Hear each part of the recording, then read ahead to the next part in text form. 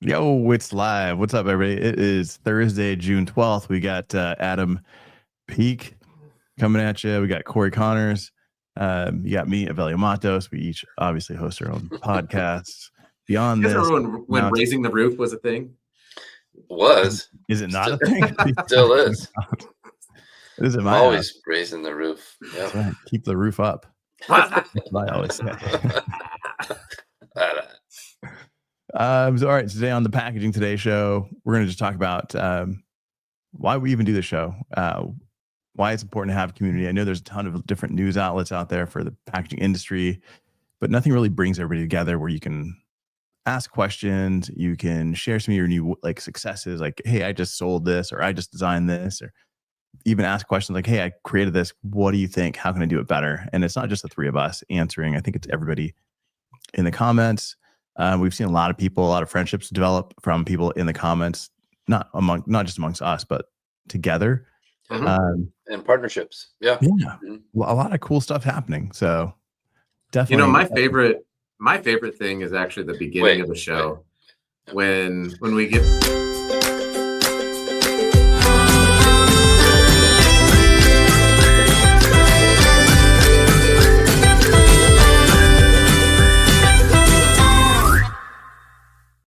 And then packaging shirts. Those are all of my favorites. I just ordered mine. I saw that. You could have just asked. No, but I want to contribute to this society. I appreciate it. www.packagingfashion.com. And go check it out. Yeah, go check it out. Yeah, we got Brian. Brian's shared some packaging with us recently. We'll be talking about that one next week. We're going to go over it and get some questions answered from Brian, but then also if you see the packaging that we share and you've got questions about like how they achieved it or any of that stuff, like this is the place to ask. Stuff. Yeah, send us your stuff. Let's take a look at it. Send us your package. Yeah, show us your package. That's right. That's Adam always says.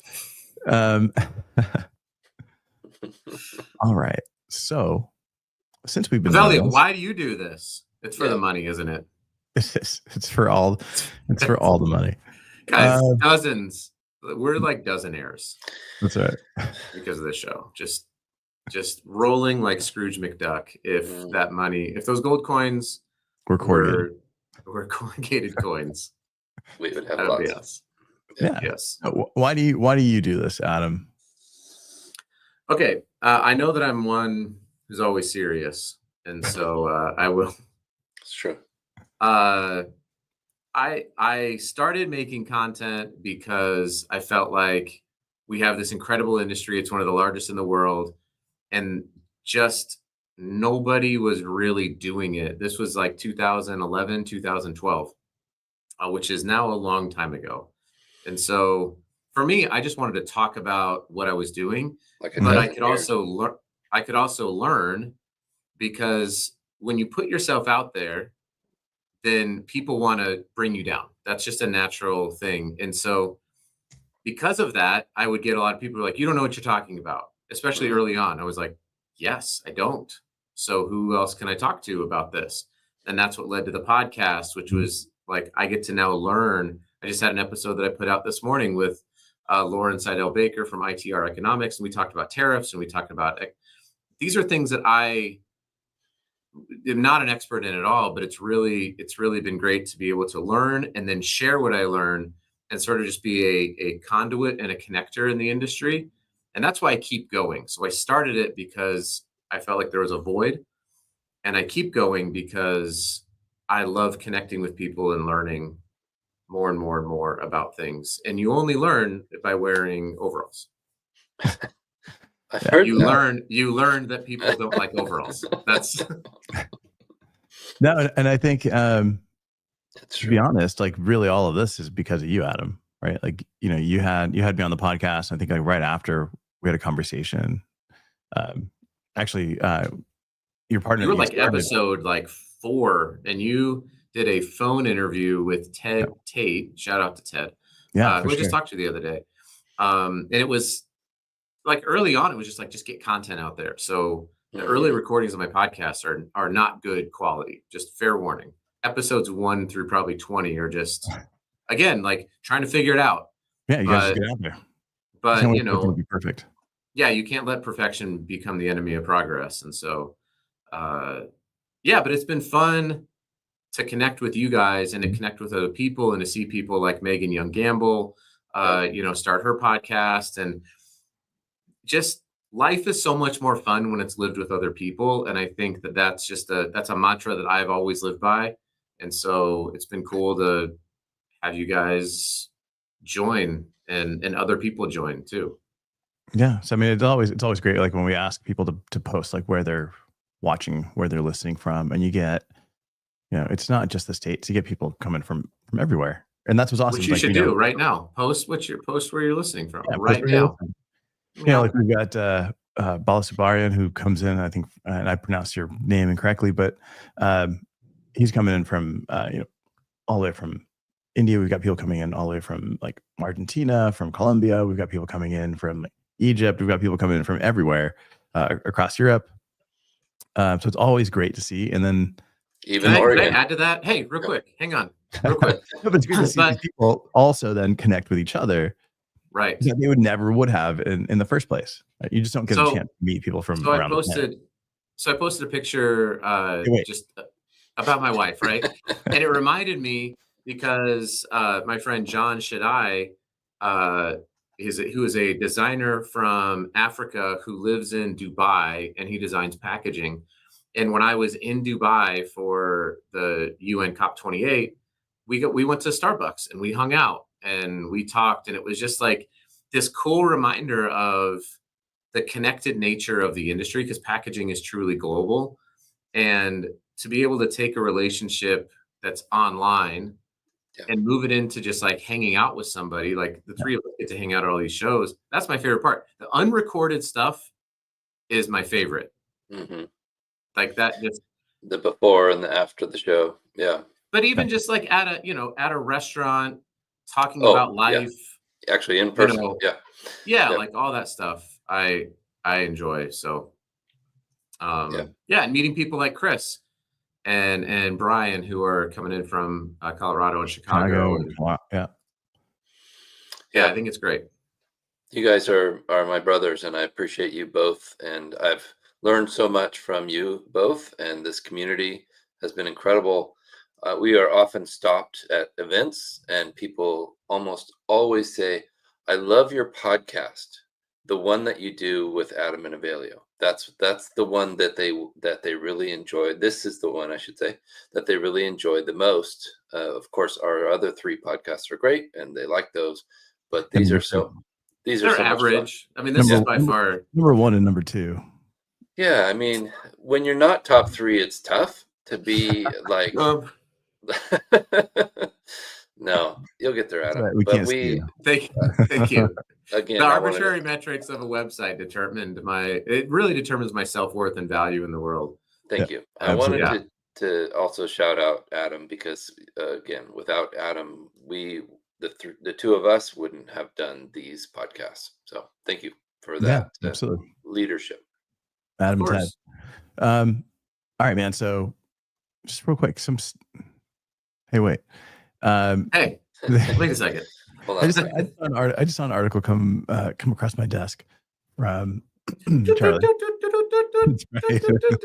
The news. The news. How was that for a sound effect? I felt like that was like a C- sound. Yeah, that was perfect. All right. So in India, they're now requiring like all plastic bottles to be 30% PCW. And it's like a big hubbub. Coke, Pepsi are challenging this. But I think it's because the amount of material that's actually being processed in order to now achieve that 30% isn't necessarily realistic. But from the government side, they're looking at all the plastic they see on the streets, all the waste that's washing up on shores, and they're like, we've got to do something with this. But the problem and the solution don't always come together properly. If it's in the water, it's been degraded enough that you can't necessarily reprocess that and make it into something good. Right.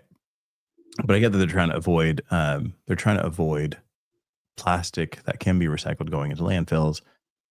But I think you have to work with the brands and see what's realistic and work with infrastructure before you can go ahead and be like, hey, this is what's required. Because now there's a problem, there's a problem in finding the resources in order to achieve these numbers at the volume that these brands are selling product into this country. Yeah, Yeah. kind of a cart before the horse situation. We need to set up the system of recycling and make it more effective. If we can we just go back to talking about me for a second? No, No, Anyway. it does remind me. I had Andrew from Plastics for Change on. He moved to India from Canada, and just about like restoring dignity and worth and value to the waste collectors in India. I know John Shwaya. Is that how you say his name? Yes, from Africa. Yeah, is doing a similar thing. So I don't That was mind a great when- episode, by the way. Really enjoyed having him on. He's awesome. Yeah, he's great. I actually have his coming out next week on mine. So, but like, I don't mind when a government says, "Hey, this is what we want to have happen," because I think it does highlight the complexities of. That's right, Hugh. Let's just keep talking about me, and why labels are packaging. But it does highlight the complexities of the supply chain of recycling. And I think can force innovation in order to hit whatever the demand is. Yeah.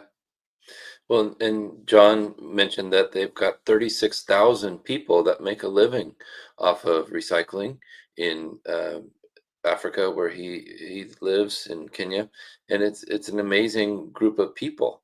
And he's the president of that society that supports those amazing people working hard to support their families. And they don't need a lot of help. They just need little things like, food and healthcare and personal protection equipment, things like that. Right. And then they're saving up for a new truck, and so that they can deliver directly to the recyclers rather than the middleman, which would make them a lot more successful. So things like that are exciting. Well, it takes me back to like was it Lumbani, who's doing recycling plastic into bricks, and they showed videos of them out there with like fire pits and plastic and these buckets, and they're just melting everything, and they have like zero, like in flip-flops. Yeah. Right. So I know a handful of people from this community reached out and like, hey, how can we help you? Like, you're doing something that's beneficial. You're building a business. You're also like helping your community, but how can we support you? And, I think like the three of us pitched in, we got them protective gear, like the garments and the boots and everything, so they can continue to do that. And he's always sharing the stuff that they're doing. But it's just, again, it's just like building community, helping wherever we can. Going to Chris's question here. You guys, except for Adam, are obviously great communicators. What are the biggest challenges you've seen in fostering communication and collaboration across different roles in packaging? I think it's interpreting, from sales to engineering, or marketing to,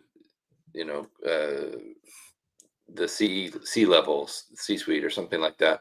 I think you have to speak the language. You have to come at it from the way that they will interpret that information.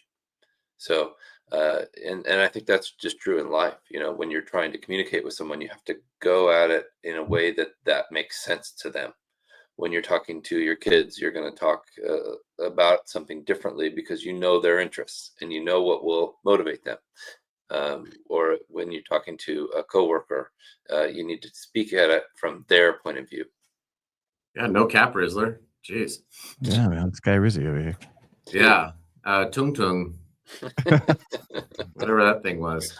Dude, go ahead, That's Billy. nothing. all right, so Italian brain rot. Do you have an answer for this question? for which one? For Chris's question, because you're a great communicator. No, I think Corey nailed it. I think It's a good point. Mic drop. I'll see you guys later. no, I think Corey's last show. we all come at it from different perspectives. Like I'm on the design side. Some you guys are on the sales side, and you guys do different things. Obviously sustainability. We all kind of cover that. but because we each kind of focus in different areas, we bring different people from different audiences, and then that's kind of what's bringing that conversation, right? Like when we talk about specific materials, some designers might be like, "Hey, I didn't even realize that," and they'll ask questions about it. Or designers are talking about something, something in the comments, and somebody will come in and go, "Hey, I produced that. Like maybe we should connect." Yeah. So I think just having it, I don't think this is, it's not the challenges. It's more what's making it just work. I think I one of don't the think challenges I've seen in CPGs though is that they don't bring packaging engineers and packaging designers in early enough in the process. And I think that's been a continual problem is packaging for a lot of companies is still an afterthought in marketing and branding. Not as much, but I think that sometimes we overstate it because we're just inundated with packaging content all the time. But when you go to a CPG, it's like, oh yeah, I mean, like I talked to somebody at in Dubai actually at COP28, and they were like, I didn't even think about packaging for sustainability. Like that's cool that you're here, and I'm like, you didn't. That's crazy. And this is a giant company, and they were a VP, and they just hadn't even thought about because they were so fixated on like transportation and carbon emissions and that kind of stuff, which is all part of it.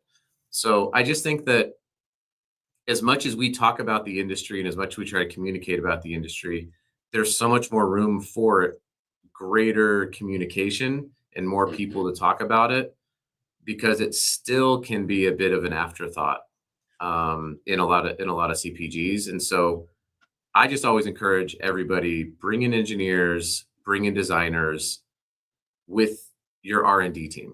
Like make that, because the packaging is part of the product. So if you're iterating a new product, consider the packaging and bring them in then. It's not just like, oh yeah, we need packaging for this. So. And it's often the difference between a successful launch and a failure. So yeah, I think people need to bring it in at the very start of a new project. Avella, you can stay muted for the rest of the conversation if you want. Yeah, we got this. Thanks. Yeah, appreciate Every that. time it mutes, I get excited. I'm like, oh, but yeah.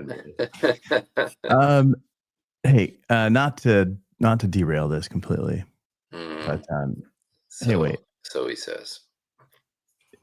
I don't know about you guys, but here's how this crosses my mind quite a bit lately, and I don't really know how to bring it up, to be honest. I think like we're talking about boxes, we're making jokes, we're talking about packaging and having a good time about like something that anybody outside of this industry will be like, this is the stupidest thing you guys can possibly talk about. 100%. But then you flip on the news, you scroll through social, you go through, what's happening in the world, and there's like a lot of stuff happening, from, there's so much going on that sometimes I feel like this is the stupidest thing that we could possibly do.